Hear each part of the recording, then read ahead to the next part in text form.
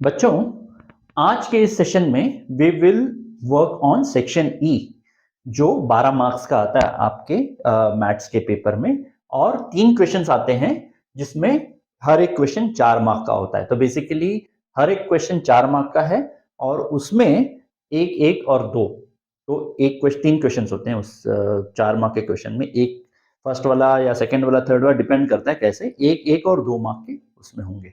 ठीक है, तो let's start with our very first problem and ये आप डाउनलोड करके पढ़ लेना प्रॉब्लम्स। ठीक है, तो आज का थीम है टॉम एंड जेरी स्टोरी। मैं आपको बताऊंगा नहीं, आपने बचपन में बहुत देखा हुआ है ये टॉम एंड जेरी के कार्टून्स, तो आज हम उसको अटैक करते हैं। ठीक है, the very first problem is Tom and Jerry one day decided that instead of fighting, it would be in best interest to settle the matter between them by throwing a ball. So basically ball फेंक के contest करके आपस की लड़ाई सुलझाने वाले हैं ये दोनों। ठीक है, Tom would get 5 chances and Jerry being a small one would get 8 chances. तो एक काम करते हैं, टॉम और ये जेरी पकड़ते हैं। ठीक है ना, ठीक है, टॉम को मिलेंगे 5 चांसेस और जेरी को यानी स्मॉल एन को लेते हैं 8 चांसेस। ठीक है, ठीक है ना, कोई गड़बड़ नहीं है अभी तक। After each throw the contestant would have to go to the ball, pick it up and continue further from that point. यानी आप इनिशियली स्टार्टिंग लाइन से दोनों स्टार्ट करेंगे, बॉल फेंकेंगे, जिसका बॉल जा गया वहां जाके उठाएंगे और फिर वहां से और आगे फेंकना शुरू कर देंगे। तो हर टॉम को है 5 चांस और जेरी को है 8 चांस मिलेंगे, जेरी छोटा है इसलिए। ठीक है, Tom gets to 3 meter on his first throw and improves by 1.5 meter at each successive throw. So Tom यानी first A is equal to 3 meters. Hopefully correct है ना, 3 है ना, yes, and improves by 1.5 meters यानी basically D आपका हो गया जो कॉमन डिफरेंस है। तो पहले टॉम फेंकेगा 3 मीटर, नेक्स्ट टर्न में इंप्रूव करके 4.5 होगा, नेक्स्ट इसमें इंप्रूव करके 6 हो जाएगा, कॉमन डिफरेंस है 1.5। आप समझ में आ गया ना, आप इस पॉइंट ऑफ व्यू से सोचो। ठीक है, all right, now Jerry's first throw gets into 2.5 metre. सो बेसिकली फर्स्ट थ्रो 2.5 मीटर्स और इंप्रूवमेंट क्या है जेरी की, and he improves by 1.75 meters on each successive throw, 1.75 metre. ठीक है भाई, ओके, ये इतना स्टोरी दिया हुआ है। पहला throw 2.5 metre, every other throw 1.75 metre improve करता जाएगा। ठीक है ना, तो फर्स्ट होगा 2.5, सेकेंड होगा 5, 4, 4.25 आई थिंक 4.25, ऐसे और बढ़ाते जाओ बढ़ाते जाओ बढ़ाते जाओ। ठीक है ना, तो ऐसे करके आई थिंक ये बन जाएगा 5, 6 बन जाएगा 6 मीटर। तो ऐसे करके फर्स्ट थ्रो 2.5, सेकेंड 4.25, थर्ड 6। तो ये दोनों का शैली है। विनर कैसे पता चलेगा? Okay, the contestant who gets the ball as far as possible from the starting line is the winner. So basically throw करते जाओ, 8 बार ये थ्रो करेगा, 5 बार ये थ्रो करेगा, जिसका बॉल सबसे आगे है वो जाएगा जीत। ठीक है, ऑलराइट, तो अभी हमें क्या करना है, हमें देखना है the very first problem for 1 mark, what is the distance achieved by Tom on his third throw. Okay, what is the distance achieved, तो आई एम अज्यूमिंग कि उस थ्रो में उसने कितना दूर फेंका है ना। So T of T3 third throw ना, यानी डिस्टेंस कितना हुआ, a प्लस n, n नहीं, थर्ड थ्रो है यानी 2D हो गया है ना, 2D। a क्या है 3 metres plus 2, 1.5 is equal to 6 metres, यानी थर्ड थ्रो में 6 मीटर अचीव कर लेगा कौन, टॉम। दूसरे का देखते हैं, what is the distance achieved by Jerry on his fifth throw. So T5 is equal to a plus 4D है ना, याद है ना, Tn is equal to a plus n minus 1D, वैसे ही तो फिफ्थ थ्रो में a प्लस 4D बढ़ना चाहिए, होना चाहिए। a क्या है 2.5 प्लस 4D क्या है 1.75, तो ये क्या बन गया 2.5 प्लस कैलकुलेट करो बच्चों 3.57 9.5. So Jerry on the fifth throw 9.5 metre दूर जाएगा. अब फाइनली विन कौन करेगा ये हमको बताना है. कैसे करोगे आप विन? बेसिकली आपको देखो फर्स्ट थ्रो में इसने फेंका 3 मीटर्स, सेकेंड थ्रो में 4.5 मीटर्स, थर्ड थ्रो में बन गया आपका 6, फोर्थ थ्रो में 7.5 मीटर्स और फाइनल थ्रो में 9 मीटर्स. आई एम अज्यूमिंग 5 है ना, 5 चांसेस मिलेंगे. तो ये उसका इतना डिस्टेंस. तो फर्स्ट रो में 3 हो गया, सेकंड में 4.5. तो ये सब ऐड करोगे तो फाइनल डिस्टेंस पता चलेगा स्टार्टिंग पॉइंट से कितना दूर उसने फेंका है. तो हम ऐसे लिख के नहीं कर सकते, हम उसको फॉर्मूला लगाएंगे प्रोग्रेशन का. तो let's say the distance achieved by Tom is equal to n/2 formula n/2 2a plus n minus 1d. Formula याद रखो n-1 और d. ठीक है, तो n कितना चांस मिला टॉम को 5/2, 5 चांस. फॉर्मूला में 5 डाल दिया. 2 a क्या है 3 है प्लस n क्या है n उसको 5 मिला था चांस तो 4 हो गया 4. d क्या हो गया d 1.5. बस ये आपको ऐड करने की जरूरत नहीं है. ये सब अगर ऐड करोगे भी तो भी वही आने वाला है आपको आंसर. ठीक है, 5/2 तो ये बन गया 6 प्लस 6 यानी ये बन गया 12 यानी 5 into 12/2 is equal to 30 metres दूर पहुंचा है बस टॉम. जेरी का क्या स्टेटस है? जेरी का यहां मैं थोड़ा लिख देता हूं. I think let me do it here. Okay, तो ये पार्ट बी पार्ट सॉल्व कर दिया हम लोगों ने. अब ये सी पार्ट था. ठीक है, सो एस जेरी यानी distance covered by Jerry n/2 छोटा n/2 2a प्लस n-1d. ठीक है, n क्या है 8 है 8/2 2a यानी 5 हो गया. 2 into a is 5 plus n is 8, 8 minus 1 7 हो गया. d क्या हो गया 1.75 मीटर्स. ठीक है, तो ये कैसे करोगे? सीधा कैलकुलेट करो. सो दिस बिकम्स 20 ब्रैकेट सीधा मैंने ओपन कर दिया है. ठीक है, 20 प्लस 28 इंटू 1.75 यानी बेसिकली 7/4 होता है. आई थिंक 7/4 होता है. तो ये हो गया 7. तो ये बन गया 69 मीटर्स यानी बेसिकली जीत गया है जेरी. जेरी ने कवर किया 69 मीटर्स, टॉम ने किया है 30 मीटर्स. तो अभी लड़ाई तो होनी ही है. तो ये तो हमारा हो गया 2 marks. So who wins? Jerry wins because Jerry is able to achieve a distance of Jerry's throw is able to achieve a distance of 65 meters in 8 throws whereas this guy can only achieve 30 meters. ठीक है ना, वो सब justification अपने words में लिख देना. Okay, अभी लड़ाई हो गई उनकी दो शुरू. Okay, second part of the problem same thing continued. अभी a fight ensued between them after the results were declared. Tom started chasing Jerry and Jerry ran around and finally rushed into a tower and from the top kept observing Tom at a point of 20 meters. नहीं, एक minute. Observing Tom at point A, the angle of depression being 30 degrees. चलो भाई हम draw कर लेते हैं. ठीक है, तो अभी एक बिल्डिंग में घुस गए. टॉम ने जेरी को चेस किया और अभी जेरी टावर में घुस के देख रहा है टॉम को. Angle of depression being 60. चलो, ये ट्रिग्नोमेट्री का प्रॉब्लम लग रहा है अभी. ठीक है, बना देते हैं. ये टावर है. ठीक है, so now what does it say? Finally rushed into a tower and from the top kept observing Tom. यहां जेरी बैठा हुआ है, यहां टॉम खड़ा है, उसको देख रहा है. ठीक है, at an angle of depression of 30 डिग्री. सॉरी 60 नहीं है 30 है. ठीक है, तो ये बन गया आपका 30. ओके, ये 30 है या 60 है, थोड़ा कंफ्यूजन है यहाँ पे. एक minute.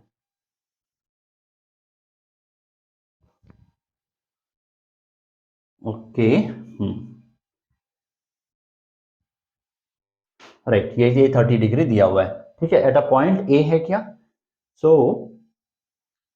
Tom on moving at a distance of 20 metre from the point towards the foot, ये टावर है, सीडी पकड़ लो, मूव करेगा 20 मीटर, लेट से ये 20 मीटर है, देख लेता है इसको। टॉम यहां पहले खड़ा था, 20 मीटर नजदीक आया, ऊपर देखा तो उसको जेरी दिख गया, ठीक है। Angle of elevation being 60 degrees, ठीक है ना। Tom on moving a distance of 20 metres from the point towards the foot of the tower to another point B, ये बी है, ठीक है, to another point B, saw Jerry, देख लिया उसने, the angle of elevation being 60 degree, तो ये 60 degree है, ठीक है ना। तो अभी हमें करना क्या है यार, ये देखते हैं, ये इतना तो हमको समझ में आ गया, what is the height of the tower, okay, ये है। होपफुली आपको प्रॉब्लम समझ में आ गया। Let height of tower be h metres, क्यों मीटर इसलिए लिया क्योंकि ये 20 मीटर, ये मीटर्स में ही आंसर आने वाला है।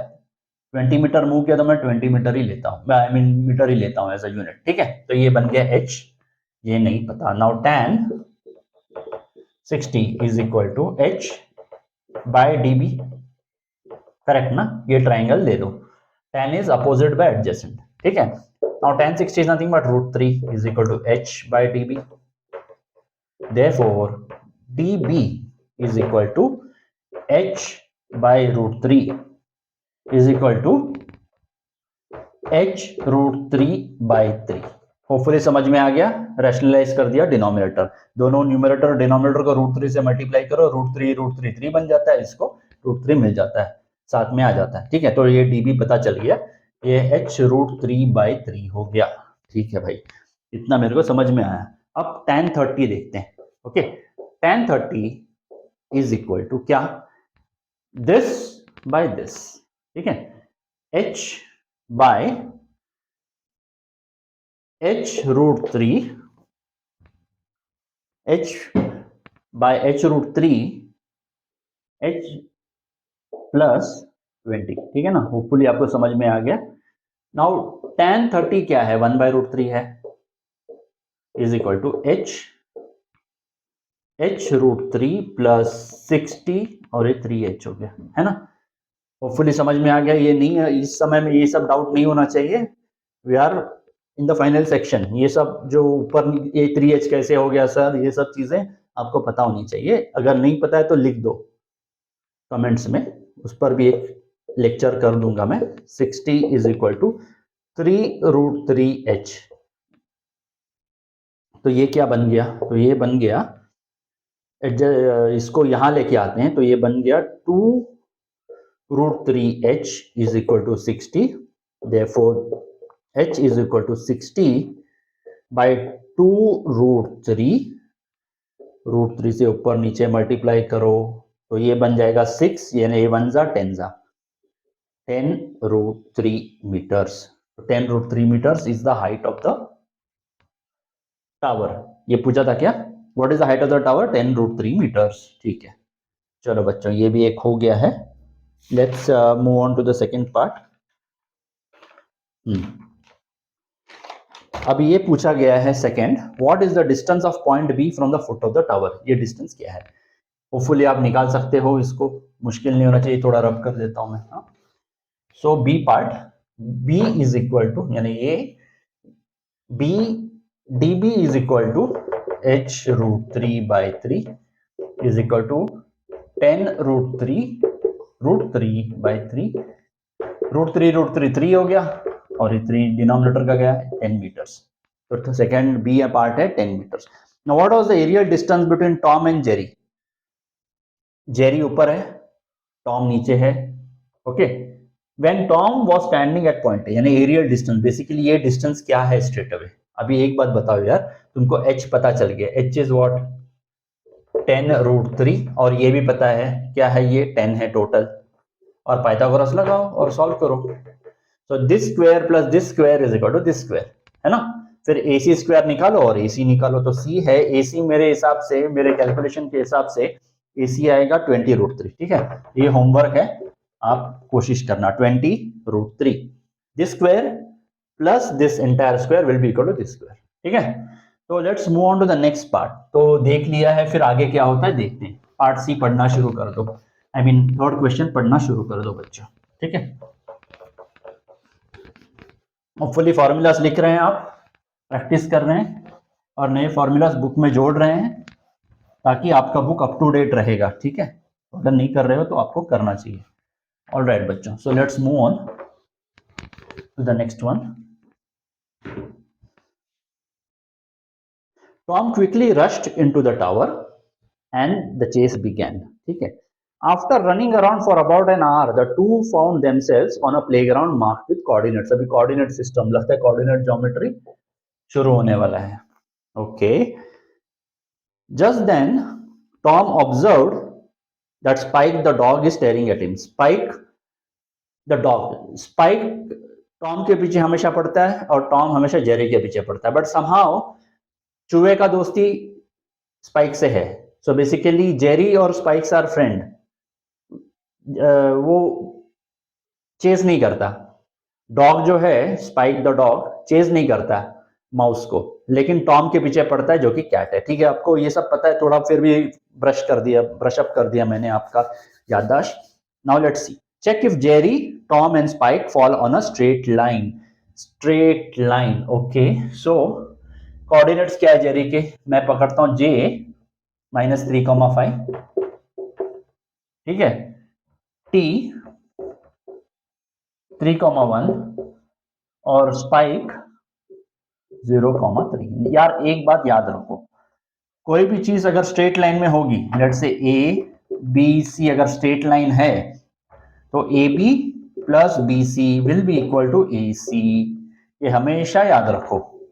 अगर दो डिस्टेंसेस इक्वल हैं, आई मीन ऐड करके तीसरा डिस्टेंस बनता है, तो वो स्ट्रेट लाइन में ही होने चाहिए। अगर ऐसा नहीं है, अगर ऐसे हो गया A यहाँ पर है, A यहाँ पर है, B यहाँ पर और C यहाँ पर है, तो triangle inequality, this plus this will always be greater than the third side, है ना। Two sides of a triangle will always be greater, the sum of the two sides, this plus this will always be greater than third side. Triangle inequality है ना, आपने पढ़ा है ये already. तो अगर ये कोलिनियर नहीं है तो कुछ ऐसे बनेंगे, अगर ऐसे बनेंगे तो अगर तीनों को जोड़ोगे तो स्ट्रेट लाइन, ये ट्राइंगल बनेगा, और ट्राइंगल बनेगा तो ये दोनों अगर आप कोई भी दोनों ऐड करोगे तीसरे से बड़ा ही होगा, ठीक है। तो अगर मैं ये दिखाऊं कि दोनों को ऐड करके तीसरा है तो it has to be collinear, there is no other way, ठीक है। चलो हम डिस्टेंस निकालना शुरू कर देते हैं। 2 मार्क का है क्या फर्स्ट? हाँ, फर्स्ट 2 मार्क का है।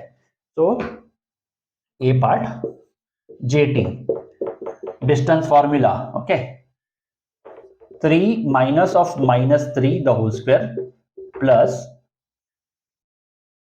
1 - 5 द होल स्क्वायर। अभी आप पूछेंगे सर मैं इसको पहला लूं उसको पहला लूं, किसी को भी पहला लो, स्क्वायर होने वाला है। As long as your calculation is not wrong, negative sign तो उड़ जाएगा, फुर्र हो जाएगा, ठीक है। Alright, so now this is what 6 6 6 36 plus -4 हो गया, -4 इंटू -4 16 हो गया। चलो, तो square root of 52 is equal to 2√13। चलो, ये हो गया JT। B यूनिट्स लिख दो, अगर उसने दिया नहीं है मीटर्स वीटर्स दिया ना, यूनिट्स लिख दो डिस्टेंस, ठीक है।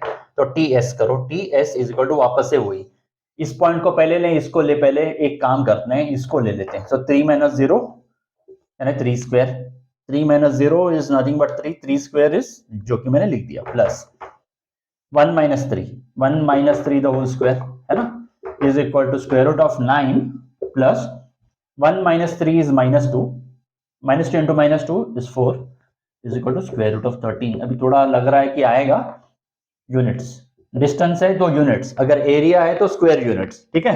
सी पार्ट नहीं, मैं फर्स्ट पार्ट पर ही हूं। JT हो गया, TS हो गया, अभी JS करते हैं, ठीक है। JS का डिस्टेंस क्या है? स्क्वायर रूट ऑफ J क्या है?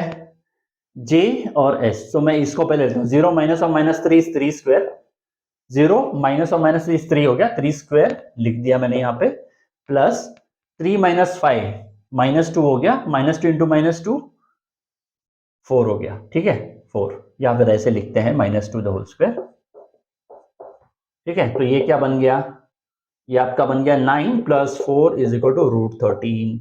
तो now clearly JS + TS is equal to JT, therefore JS T are collinear, ठीक है ना। यानी बेसिकली कुछ ऐसे होगा, सबसे बड़ा डिस्टेंस क्या JT का है, ठीक है ना, JT और S कुछ ऐसा है, JS √13 है, JS √13 है, ST √13 है, और ये पूरा 2√13, ठीक है, यूनिट्स, ठीक है। तो ये अपना हो गया प्रॉब्लम। चेक इफ जेरी ये fall on the straight line, ठीक है, हमने बता दिया, okay. Now at one point Jerry, Tom and spike lie on a straight line, हमको अभी बता दिया भैया ये स्ट्रेट लाइन में है, okay. And Tom is equidistant from Jerry and spike, ठीक है। अभी एक काम करता हूँ, इसको रब कर देता हूँ, कोऑर्डिनेट्स वापस से चेंज हो गए हैं बी पार्ट में, क्योंकि भाग रहे हैं ना कंटिन्यूसली इधर उधर, तो नए कोऑर्डिनेट्स देखते हैं, और वो कह रहा है कि स्ट्रेट लाइन में है, तो देखते हैं कैसे इसको सॉल्व किया जाए।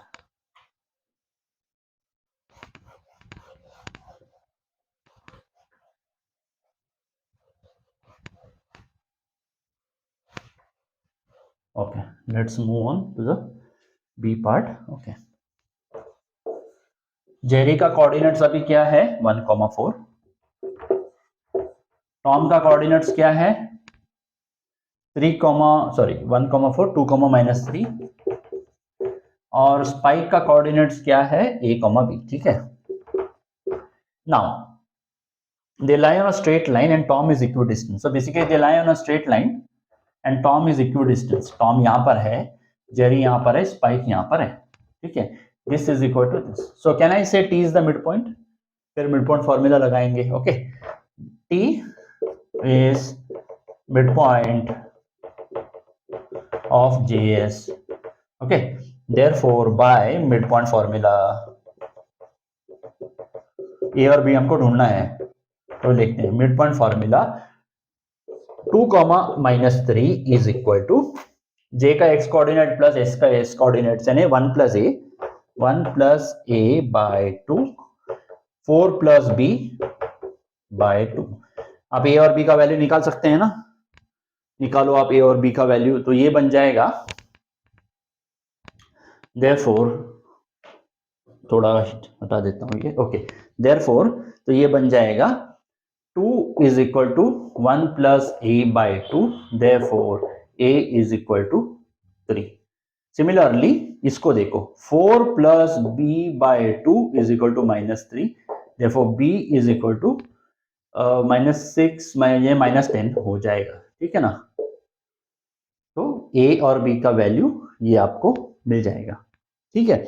तो find the position of Spike, the position of Spike is 3, -10। Now third part, who among Tom, Jerry and Spike is closest to the origin, तो इसका सी पार्ट हम सॉल्व करते हैं। अभी कोऑर्डिनेट्स तीनों के मिल गए हमको, 2 के दिए हुए थे, तीसरे का मिल गया, तो एक काम करते हैं, लेट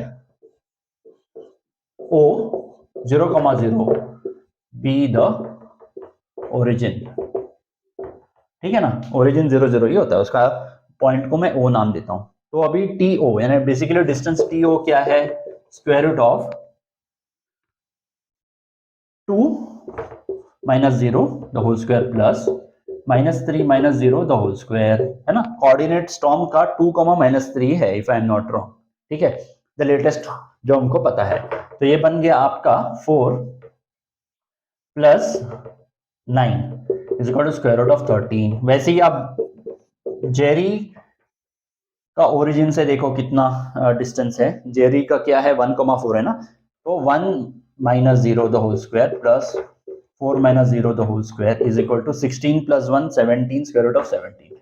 तो क्लियरली अभी तक तो टॉम ही नजदीक दिख रहा है, स्पाइक का देखते हैं, स्क्वायर रूट ऑफ स्पाइक का कोऑर्डिनेट 3, -10 है, so 3 - 0 the whole square plus -10 -0 the whole square. Distance formula सिर्फ अप्लाई कर रहा हूं मैं, कुछ बड़ा कॉम्प्लिकेटेड चीज नहीं है ये। Plus 100 square root of 109। यार एक बात बताओ, स्क्वायर रूट ऑफ 13 बड़ा है, स्क्वायर रूट ऑफ 17 बड़ा है, या स्क्वायर रूट ऑफ 109 बड़ा है ना? बेसिकली 13 सबसे कम है, 17 और 109, तो उसका स्क्वायर रूट भी कम ही होगा। तो basically Tom is closest to the origin. ठीक है ना?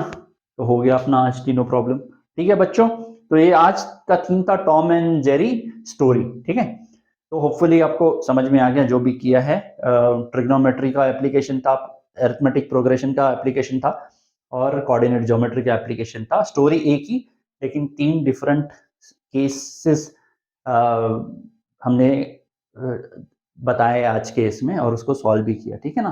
तो होपफुली अगर कोई आपको मुश्किल है तो आप कमेंट सेक्शन में लिखिए, और हम उसको आगे सॉल्व करके आपका डाउट दूर करेंगे। ठीक है, तो नेक्स्ट टेस्ट में कुछ और ले आऊंगा मैं। तब तक कि आप अपना ख्याल रखना। Take care and God bless. Bye.